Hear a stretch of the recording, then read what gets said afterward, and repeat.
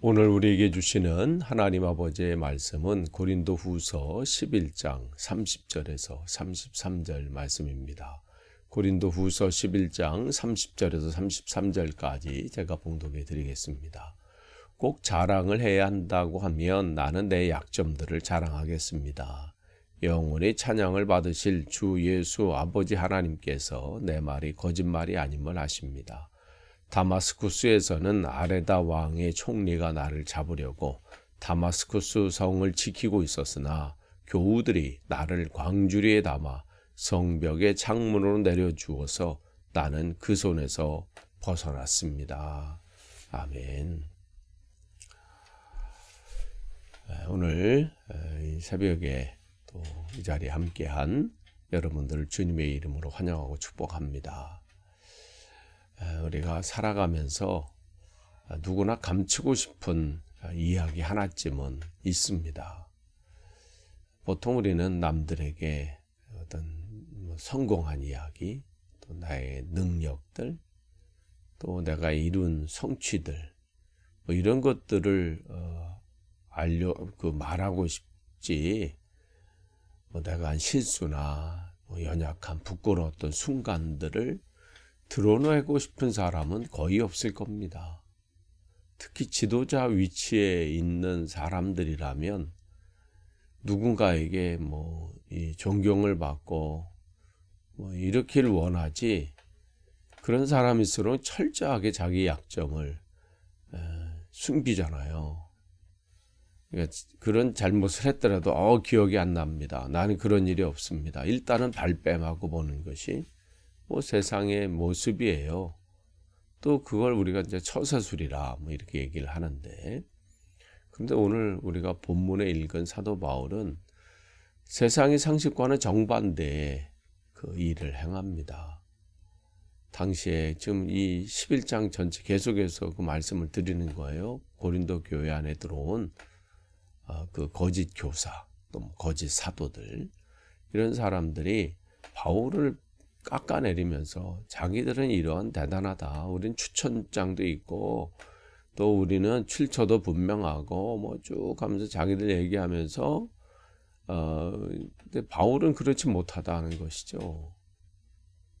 근데 바울이 내놓은 자기의 이력서를 보면요, 그는 우리 어제 말씀 이렇게 나눴잖아요. 대단한 사람들은 대단한 걸 얘기해. 나 이런 경력이 있고 여기 학교 출신이고 뭐고 쫙 얘기를 하잖아요. 그걸 또 자랑스럽게 얘기해요. 그러니까 그렇게 자랑할 거면 바울도 충분히 자랑할 만한 것이 많고 내세울 것이 있는데 그거는 그냥 감춰버려요. 그거는 아무것도 아니고, 어제 말씀 매 맞은 거, 죽을 고비 있는 거 쭉 그런 얘기를 하잖아요. 그러면서 바울은 도리어 약한 것을 자랑하겠다, 이 얘기를 합니다. 오늘 바울이 왜 자신의 부끄러운 과거를 드러내기를 원하는지, 약함을 드러내는지, 그것을 통해서 그래도 하나님께서 오늘 우리에게 깨닫기를 원하시는 그 말씀 붙잡는 시간 되길 원합니다. 30절 말씀을 보세요. 내가 꼭 자랑해야 한다면 나는 내 약점들을 자랑하겠습니다. 그러니까 교회 거짓 교사들이 하도 자기들의 자랑을 쭉 얘기를 하는 거예요. 나는 이런 사람이다, 쭉 얘기를 하는데 살짝은 또 부풀려서 또 덧붙여가지고 얘기를 하는데, 자기도 그럼 자랑하겠다는 거예요. 그런데 사람들이 예상한 것과는 전혀 다른 그 내용이 달라요. 자기 바울의 약점들을 자랑하겠다. 여기서 약함이라는 것은 무슨 겸손 떨기 위한 그런 얘기하는 게 아니라, 그야말로 이 원어 자체가 그 사람의 무능력, 약점, 고통스러운 상황, 이런 것들을 말하는 그 약함이에요. 그러니까 지금 왜 굳이 바울은 그런 걸 얘기하라고 한 것도 아닌데 왜 이런 약함을 자랑했을까요?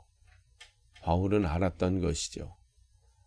하나님의 능력이 인간의 약함의 안에서 가장 온전하게 드러난다.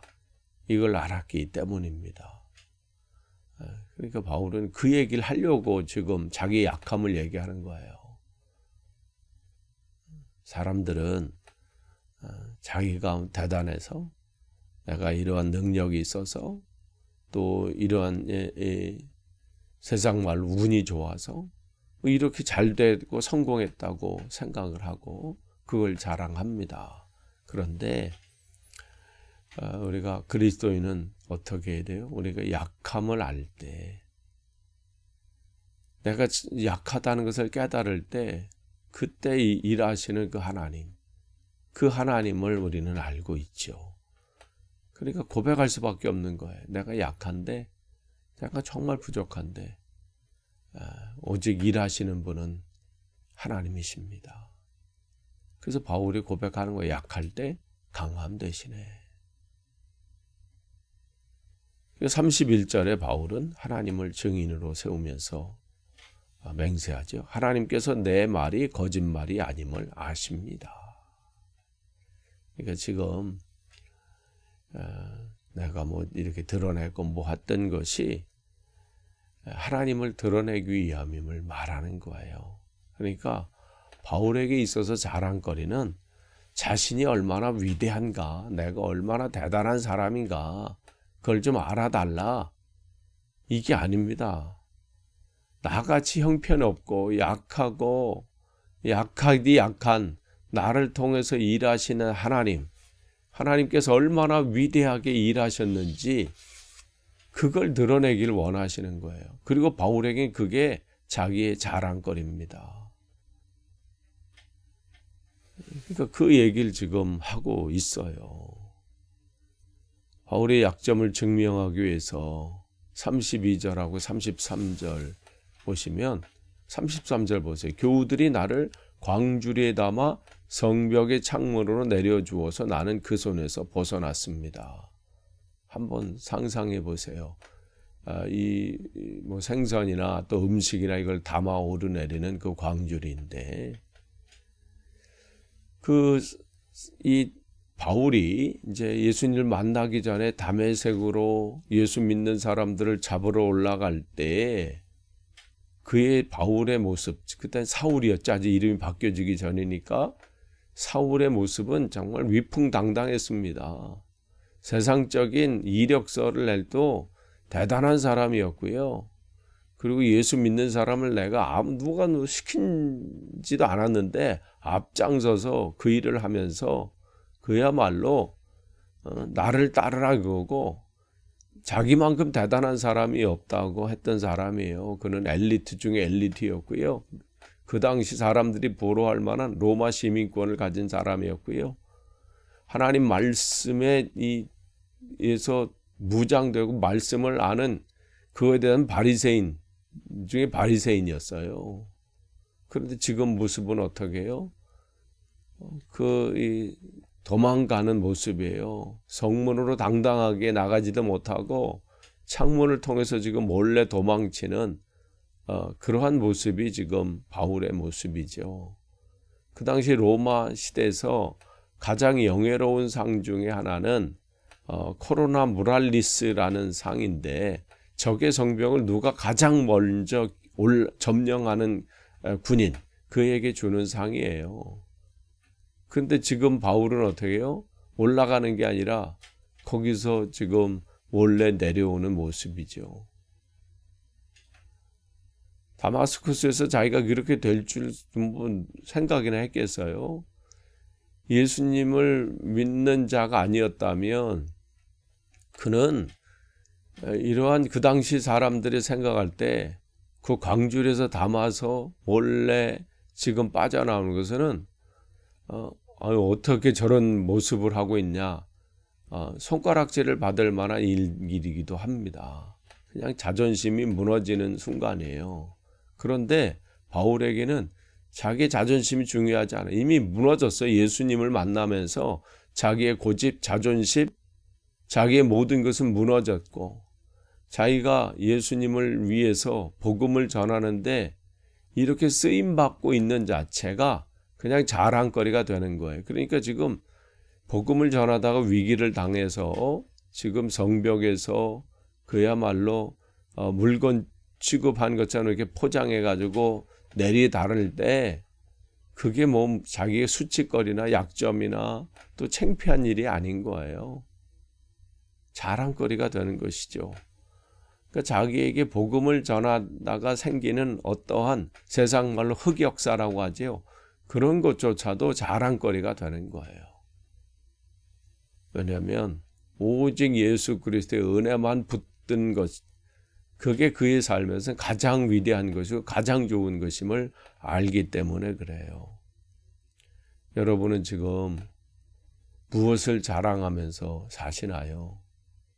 내 성공들, 내 남편이나 아내의 어떤 성공들이나 대단함, 아니면 자녀의 성공, 아니 뭘 여러분은 그렇게 자랑거리로 삼고 계십니까?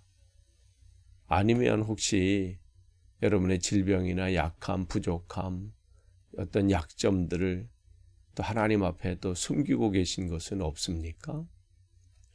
오늘 바울은 우리에게 도전하는 거예요.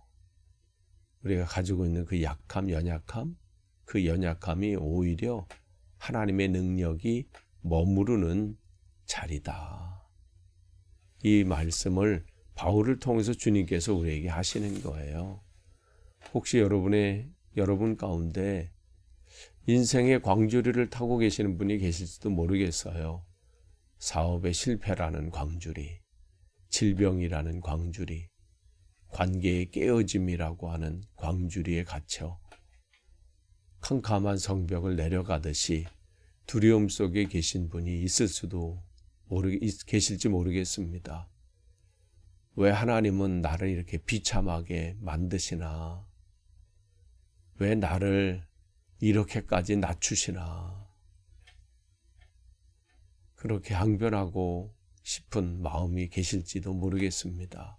그러나 기억하세요. 그때가, 그 상황이, 그 광주리는 실패가 아니라 하나님의 보호하심의 자리입니다. 바울의 광주리에 탔기 때문에 이 왕의 손에서, 그 권력자의 손에서 벗어날 수 있었고, 그래서 계속해서 복음을 전하는데 사용되어질 수 있었습니다. 때로는 하나님께서 우리에게 힘을 빼시고 또 우리 초라하게 두시는 이유는 우리를 세상의 위험으로부터 보호하시고 건져주시고 하나님만을 의지하게 하시는 또 방법이실 수 있습니다. 그렇기 때문에 나의 약점은, 나의 연약함은, 나의 부족함은 하나님을 만나는 통로입니다. 내가 강할 때는 하나님을 찾지 않아요. 왜냐면 내가 하려고 하거든요. 그러니까 강할 때 하나님을 찾는 게 진짜 대단한 거죠. 그런데 대부분 그렇지 못해요. 내가 약해졌을 때, 연약할 때, 그때 하나님을 찾게 되죠. 끝을 맺습니다. 세상은 우리를 강해지라고 얘기해요. 대단한 걸 얘기하도록, 또 그게 없으면 낙심하게 만들죠. 그런데 약점을 인정하라 말씀하세요.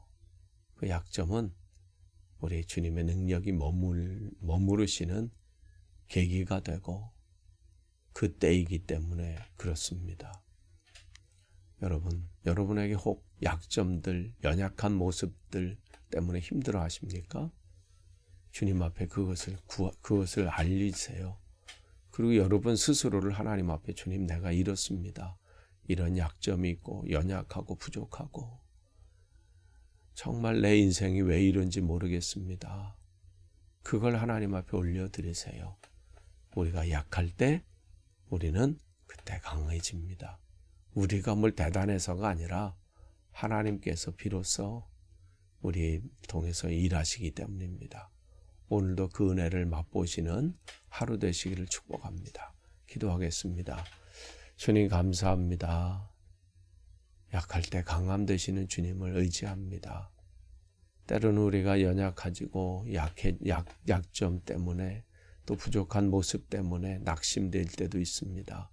그러나 그때가 주님께서 일하시는 때임을 기억하고 오늘도 나의 모든 것을 주님 앞에 구하고 또 아뢰는 귀한 하루 되도록 인도해 주옵소서.